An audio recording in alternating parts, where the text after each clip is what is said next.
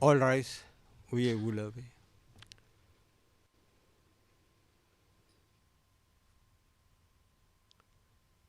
The International Criminal Court is now in session. Lord John Gu Panel International at Uet.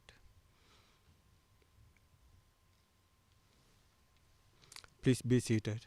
Veuillez-vous asseoir.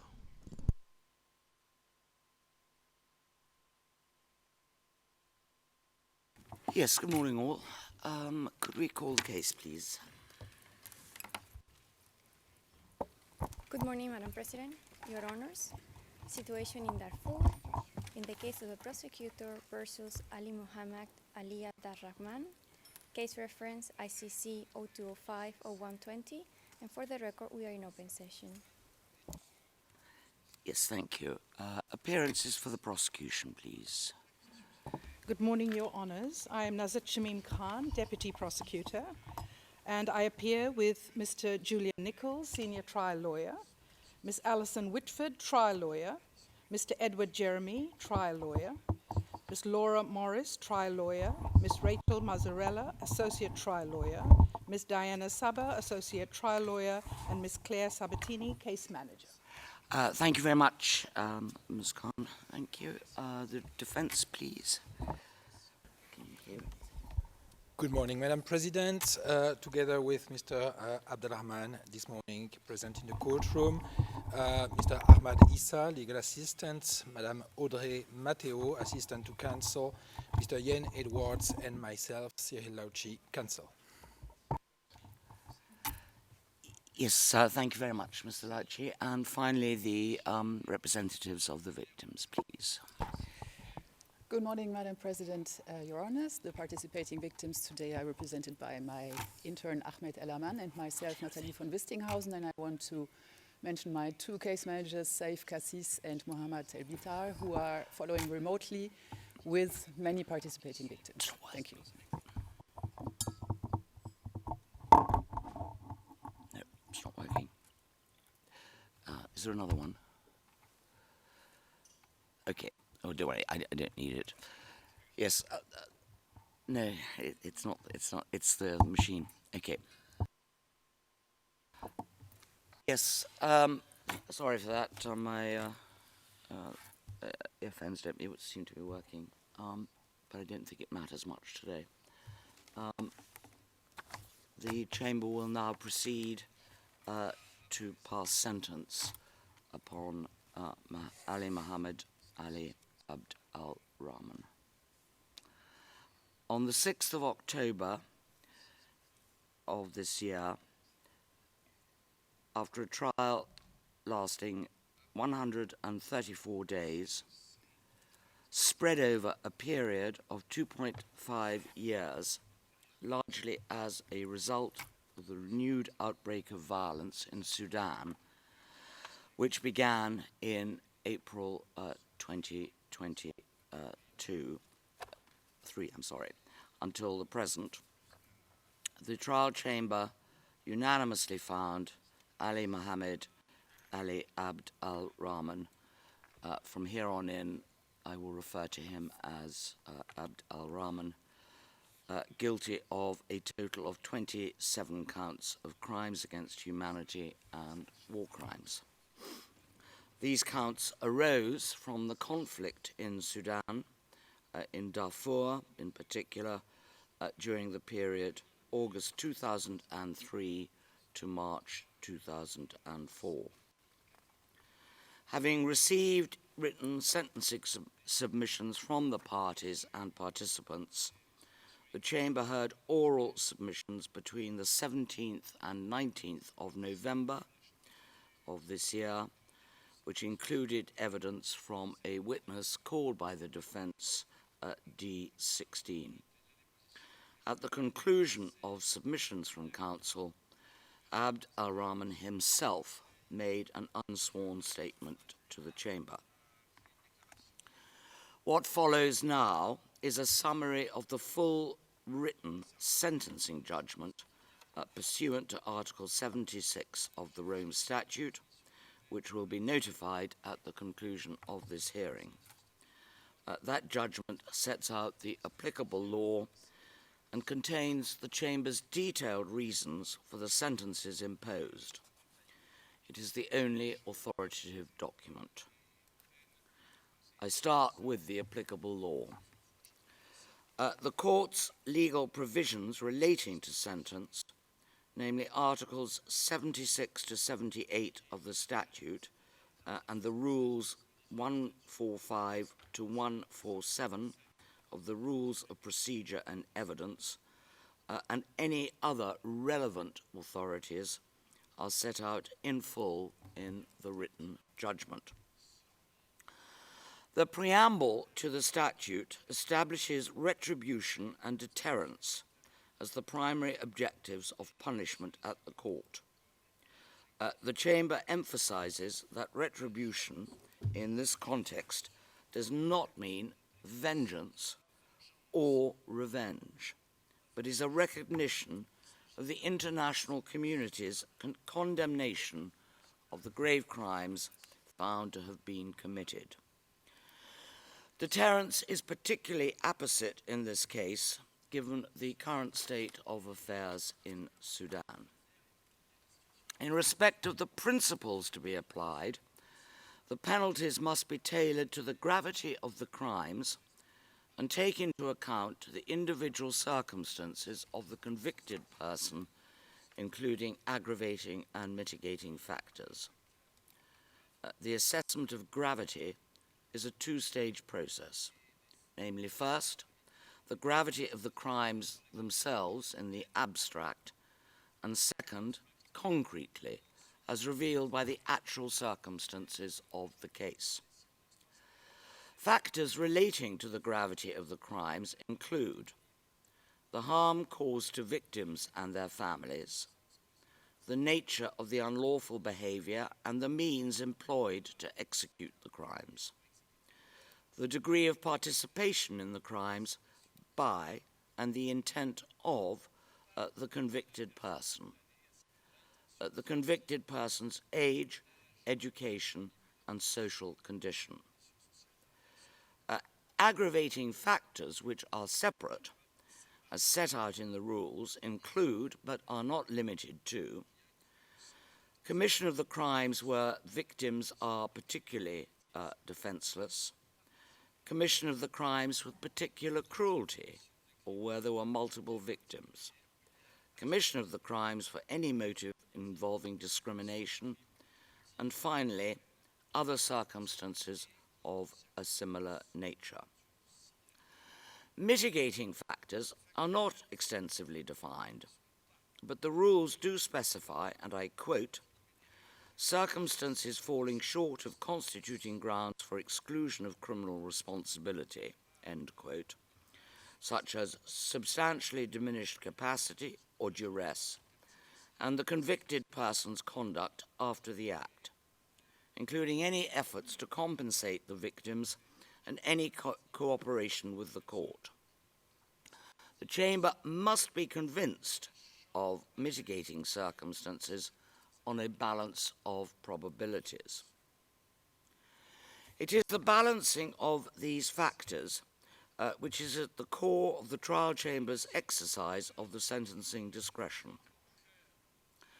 Before turning to the crimes and the submissions made by the parties and on behalf of the participating victims, reference needs to be made to the overarching defense submission on the applicable sentencing regime. The defense put forward in writing and amplified in oral argument legal submissions that the appropriate sentencing regime to be applied to Abd al-Rahman is not that of this court, but that of Sudan. Sudan, not at the time the crimes were committed.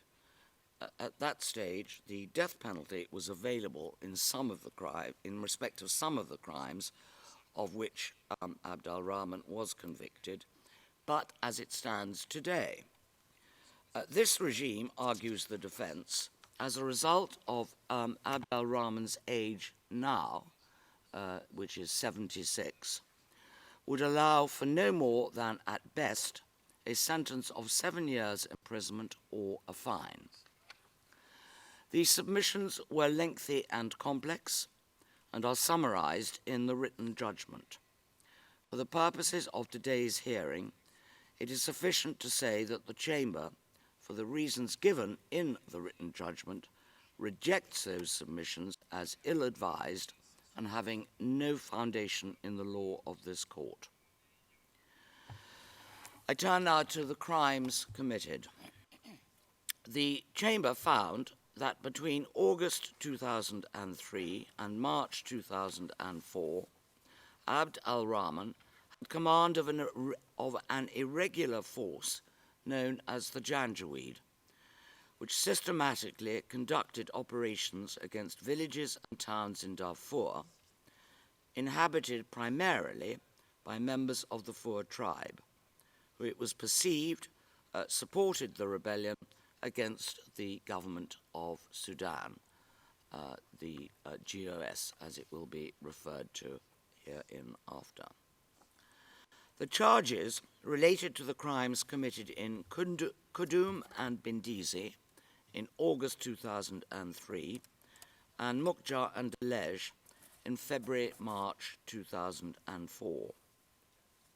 Those crimes were carried out mainly against the Fur population and included murder, attempted murder, torture, rape, pillaging, forcible transfer, persecution, and outrages upon personal dignity. The full account of the crimes committed is set out in the trial judgment. For these purposes, it is sufficient to note that the crimes which took place in Mukjar and Delej over the course of 1 week displayed a significant escalation in the level of gravity, particularly in respect of the treatment of men and boys detained at the police stations and the subsequent mass executions of many of these detainees. Abd al-Rahman not only gave the orders which led directly to the crimes, but in Mukjar and Delej also personally perpetrated some of them, using the axe he carried in order to beat prisoners. These beatings included, in particular, on 2 men considered as leaders by the Fur community: Adam Abd al-Rahman, nicknamed Janif, the PDF coordinator in Garcilla, and Adam Abd al-Rahman, the Sheikh of Massa, also known as Sheikh Mota. The beatings resulted directly in their deaths. Those who died as a result of the crimes in Mukjar and Delej, not less than 167 persons, included some boys. One of the victims of the Delej operation, as set out in the written submissions from the representatives of the victims, described his experience thus: "The suffering we endured between the 5th and 7th of March 2004, days of torture that began at sunrise and continued until forced displacement, brutal beatings and rape, both inside homes and in public, in full view of the police. That day, the sun was scorching. Ali himself walked over the heads of people lying face down on the ground, as men, women, and children cried out in pain. Some were wounded by gunfire, and others struck with axes. Blood ran freely in the streets, and there was no medical help, no treatment, no mercy." I turn now to the submissions made by the parties and participants. The prosecution seeks a joint sentence of life imprisonment. It submits that all the crimes are, and I quote, "especially grave, having been carried out with unimaginable cruelty and for discriminatory motives, emphasizing Abd al-Rahman's high degree of participation and intent. the temporal and geographical scope of the three operations, the means employed, and the massive and lasting impact of the crimes on the Fur community. The prosecution points out that the chamber found that Abd al-Rahman had de facto control over the Janjaweed, whom he commanded, and on occasions over personnel of the regular GOS forces. Whilst not at the top level of the GOS, Abd al-Rahman took direct instructions from Minister Haroun and was, and again I quote, an enthusiastic, energetic, effective perpetrator. In respect of mitigating factors, the prosecution alleged that none exist that are of any weight warranting a reduction in sentence. No other circumstance, whether personal, behavioral, or contextual, they argue, reduces Abd al-Rahman's culpability. The defense submits that neither a sentence of life imprisonment nor any custodial term that would amount to a de facto life sentence is warranted.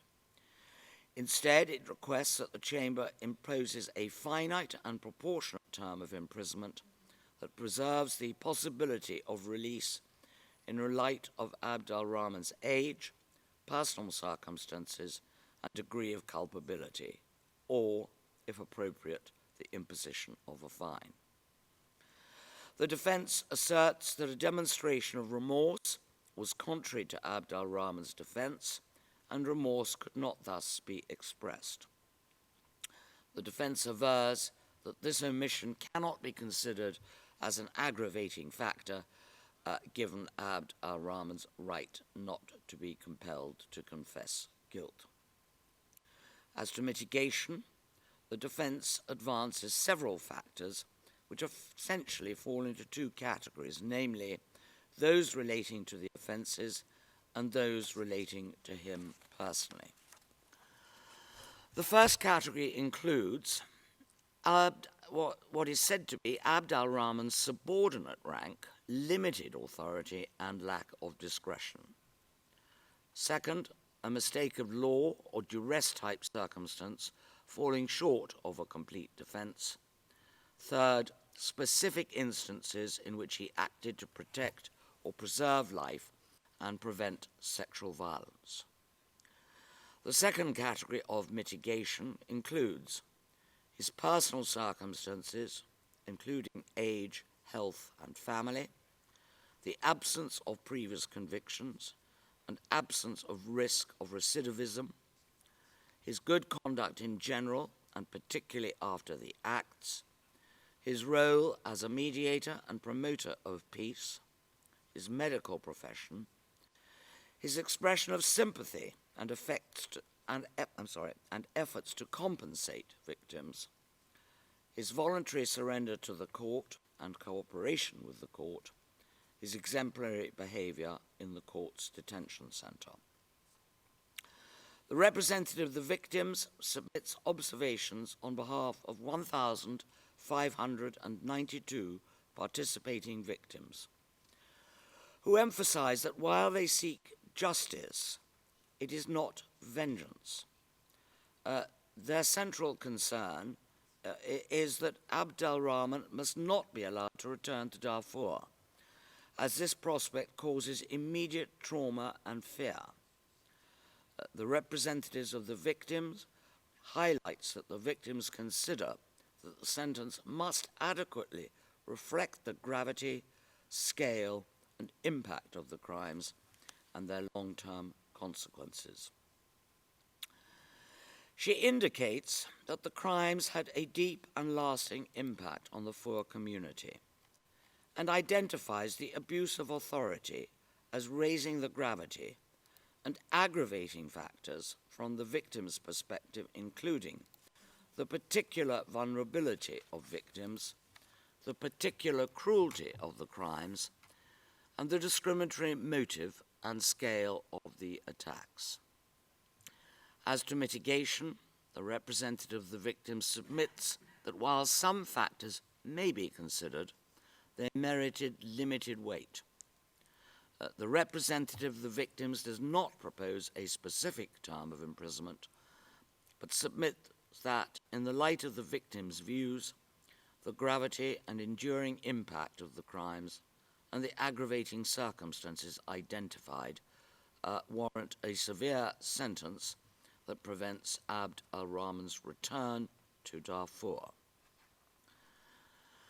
Turning next to the gravity of the crime, the aggravating factors, and other crime-specific considerations, as is mandated by the cases heard in this court. In its written judgment, the Chamber addresses these factors in three categories. First, factors considerations which are common to all three operations. Second, factors considerations which are common to all crimes committed in each operation, that is to say, Qudum and Bindisi, Mukja and Dalej.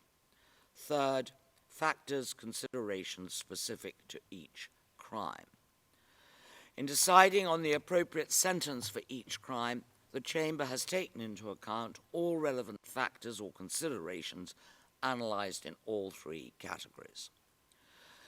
Regarding the first category of analysis, that is to say, factors common to all operations in respect of the gravity of all crimes, these include Abd al-Rahman's role as leader of the Janjaweed in the Wadi Salah and Mukja localities, his access to and close relationship with key figures of the government of Sudan at the state and locality levels, and the high degree of planning of the crimes. Aggravating factors common to all three operations include the significant number of victims impacted by the crimes, and the underlying discriminatory motive for the crimes committed predominantly against the poor population.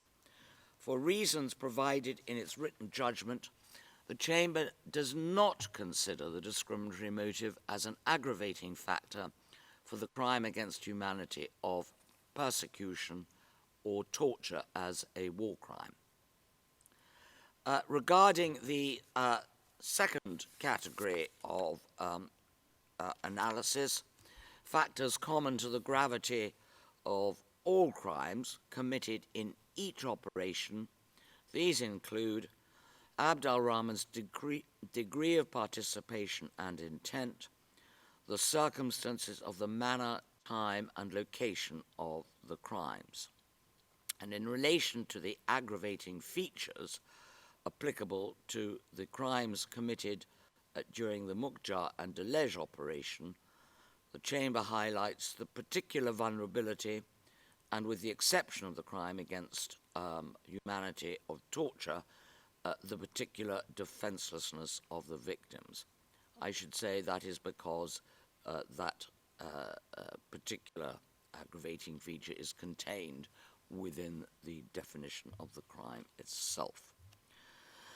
Finally, in the third category of analysis, namely the factors specific to the gravity of each crime, these include circumstances of manner, time, and location, nature of the unlawful behavior, and means employed to execute the crime, and the aggravating factors specific to each crime include commission with particular cruelty and commission against particularly vulnerable and defenseless victims.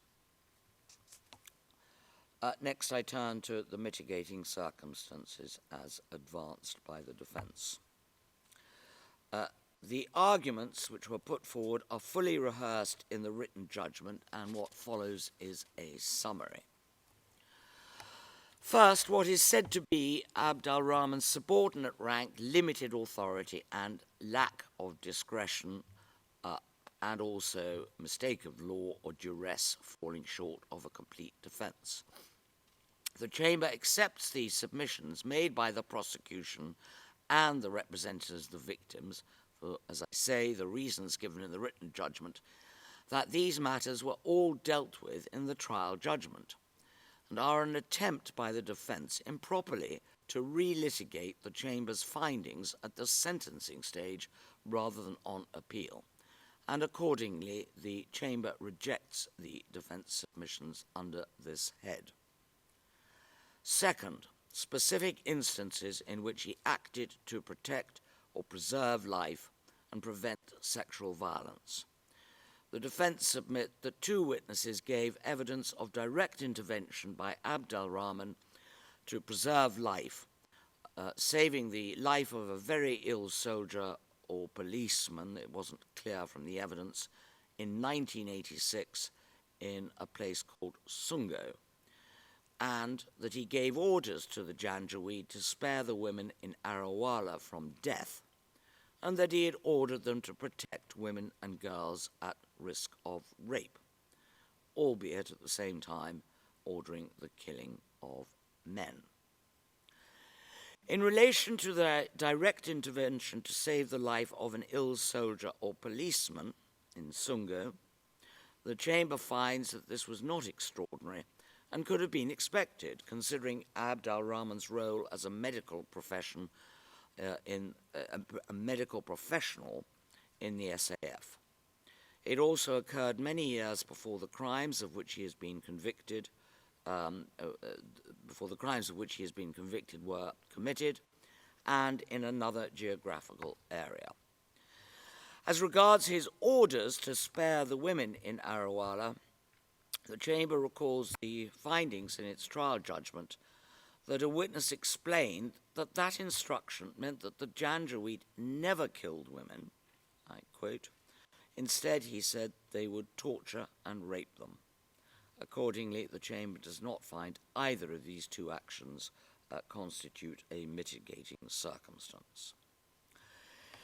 In respect of his state of health and his age now, which, as I said, was 76, the Chamber finds that Abd al-Rahman's health, including any illness that may arise in the future, is primarily a matter for the enforcement of the imposed sentence, rather than a factor in the determination of its length at present. It is also as a result of Abd al-Rahman's delayed surrender that the Chamber must now consider his advanced age. The Chamber notes the victim's views, which firmly oppose a significant reduction of sentence as a result. Notwithstanding, the Chamber has taken the age factor into consideration in its determination of the joint sentence, albeit to a limited extent. In respect of his family circumstances, the Chamber notes that Abd al-Rahman's contact with his family members, all of whom appear to be in Sudan, is severely limited. It further notes that although a convicted person's role as a parent may be a factor to consider in the determination of the sentence, internationally recognized human rights acknowledge that a lawful detention entails by its nature a limitation on private and family life. Abd al-Rahman's family, social, and economic conditions, including that he is a provider, are common to many convicted persons and are therefore not exceptional. Accordingly, these are not factors which can outweigh the harm caused to the victims of his crimes and thereby reduce the appropriate sentence. The Chamber finds that the facts that Abd al-Rahman does not have any prior criminal convictions or that he is unlikely to reoffend are not mitigating in the light of the 27 counts of which he was convicted. As noted by the prosecution, it is not exceptional in international trials for convicted persons to have no prior criminal record. The defense further submits that the Chamber should consider Abd al-Rahman's, and I quote, positive good character generally, his role as a mediator and promoter of peace, and this should be considered in the light of the evidence presented at trial from several witnesses who knew Abd al-Rahman both professionally and personally. However, as submitted by the representatives of the victims, the Chamber finds that good behavior and good character, which is strongly contradicted by the preponderance of the evidence, is insufficient to make a determination on the reduction of sentence. The Chamber does not find that Abd al-Rahman's medical profession per se is significant enough to reduce his sentence. If anything, as suggested by the representatives of the victims, his medical profession, and thus his medical knowledge, is considered to be a factor increasing the gravity of the crimes of which he was convicted.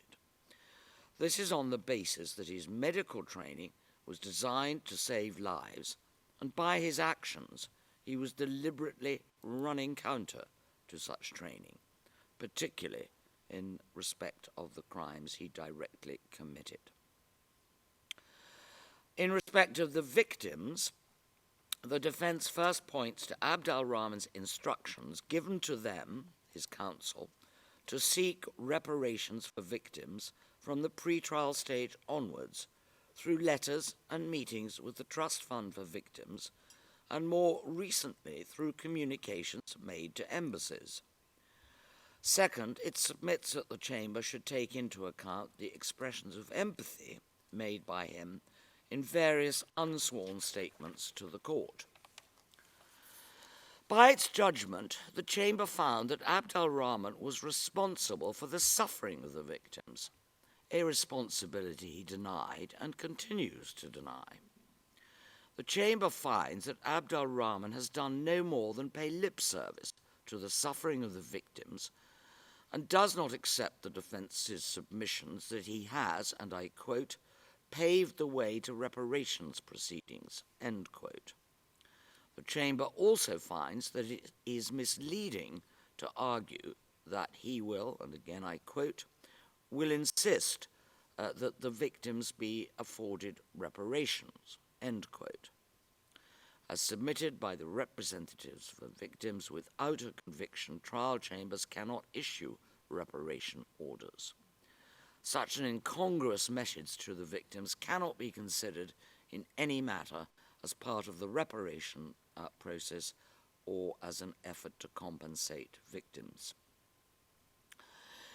In his last address to the court, Abd al-Rahman referred to, albeit very generally, the victims of 2003 and 4, their right to receive reparations, and stated that witnesses' accounts of what happened in Kudum, Bedizi, Mukja, and Delej, and I quote again, was horrible, end quote.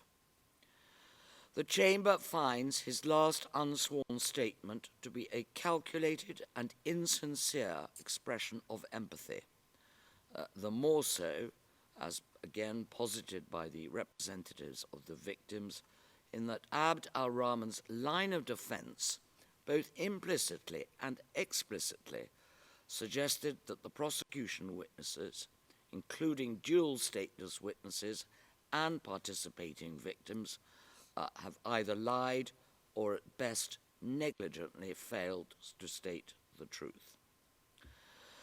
Accordingly, the Chamber does not find that either Abd al-Rahman's actions in respect of reparations or his unsworn statements provide any mitigation warranting a reduction of his sentence. The defense submits that voluntary surrender is expressly considered as a mitigating factor under the rules. According to the defense, Abd al-Rahman not only took the initiative of surrendering to the court, but then had to wait for 6 months to meet with representatives of the prosecution.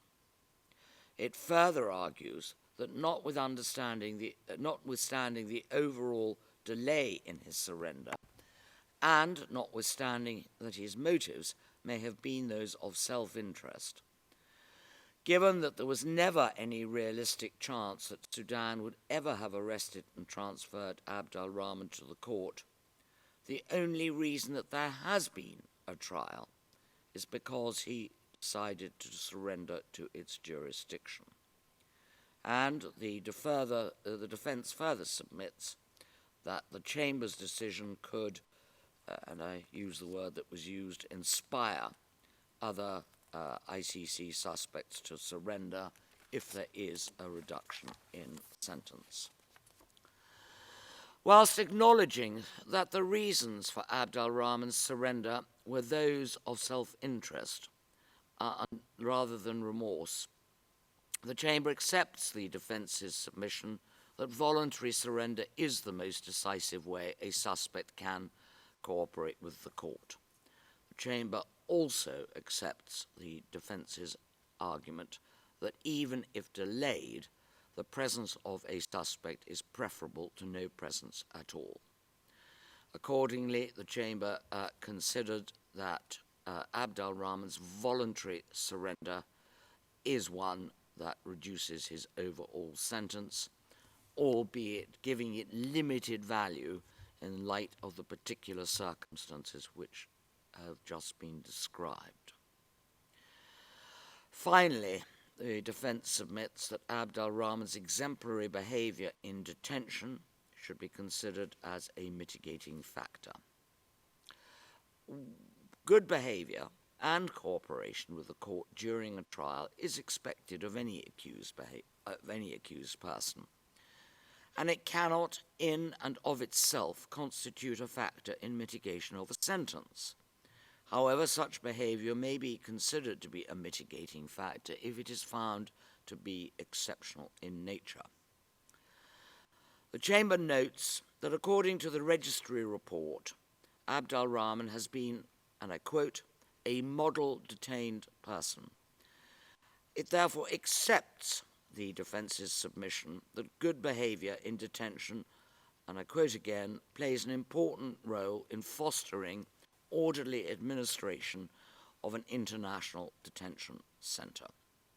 And accordingly, it finds that his behavior as described may be considered to be exceptional and will thus take this factor into account as mitigating, albeit of limited weight. I turn now to the principles regarding the sentences to be passed.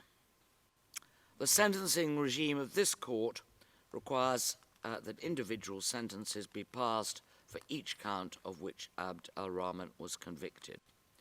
Additionally, Article 78(3) of the statute states that a joint sentence must be passed, which shall be no less than the highest individual sentence pronounced.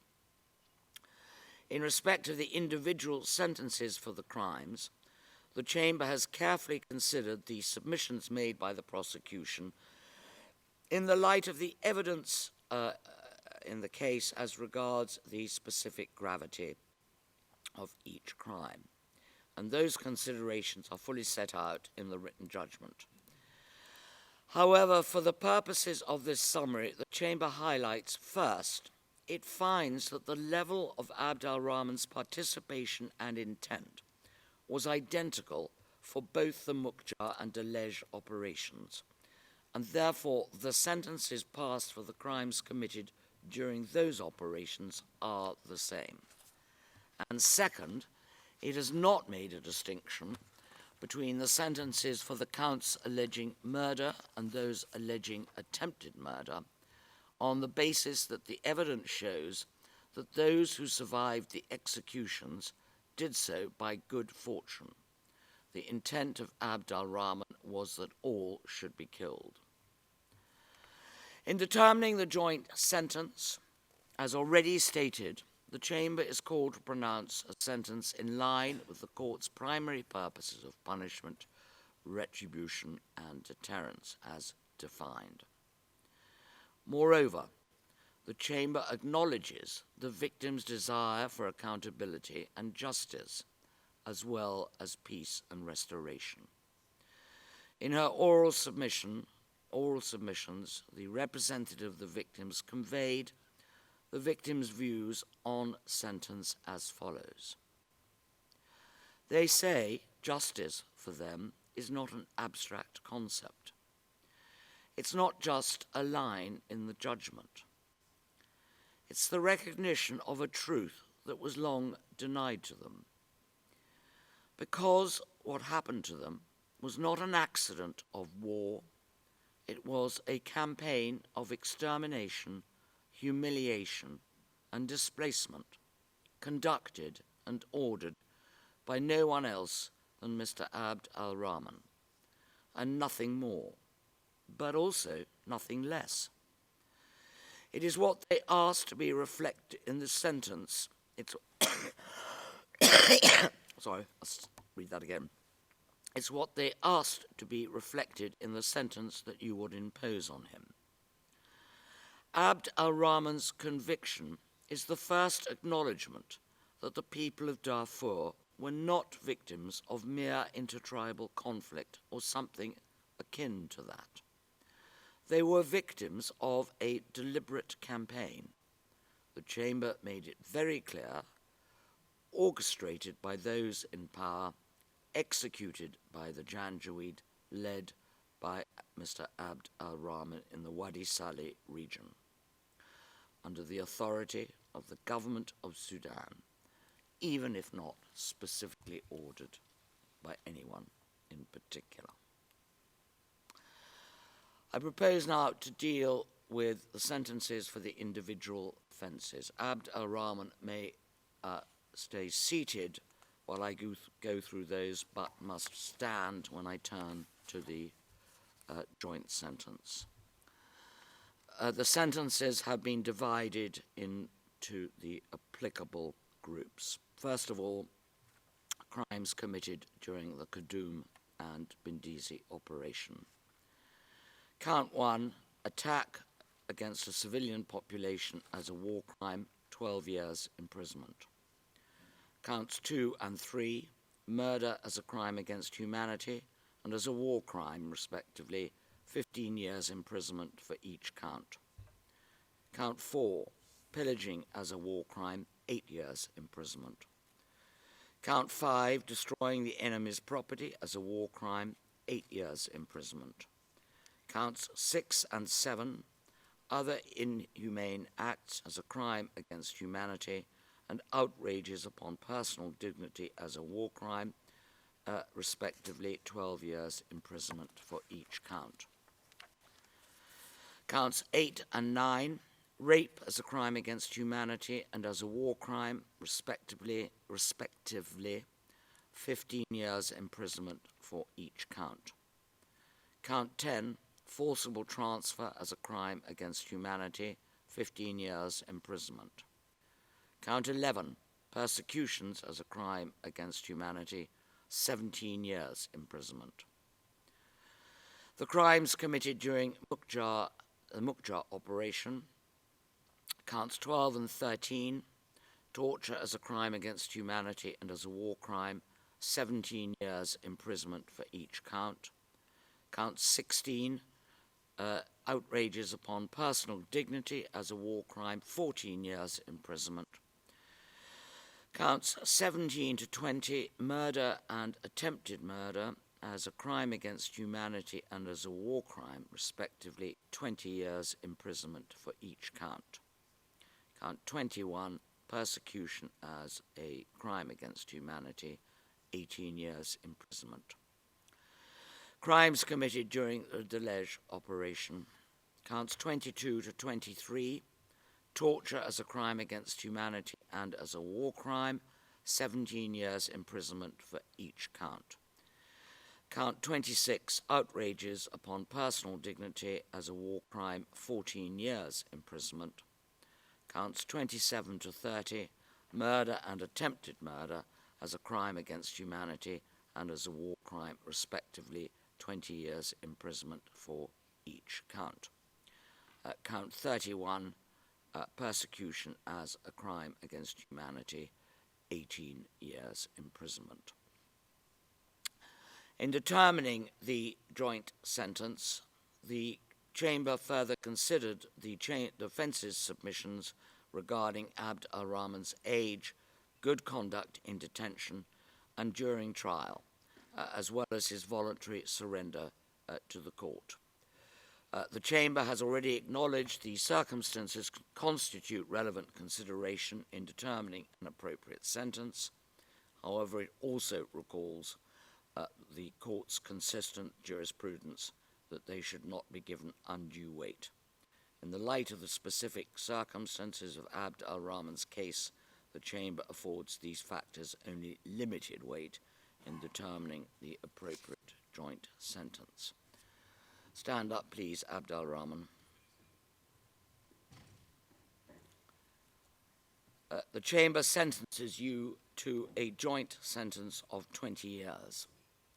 The Chamber would have pronounced a higher sentence had it not been for the mitigating circumstances discussed above. That sentence is passed unanimously. The Chamber is of the view that this term is proportionate to Abd al-Rahman's specific circumstances, conforms with the purposes of punishment under the court's legal framework, and adequately acknowledges the victim's suffering and harm while recognizing your good conduct in detention and during trial, as well as your surrender to the court and age. It notes that you surrendered to the court and arrived in its custody on the 9th of June 2020. Accordingly, the Chamber orders that the time you have spent in detention from the date of your surrender on the 9th of June 2020 until the date of this judgment shall be deducted from your sentence. You may sit down. That concludes this hearing. All rise. We will have it.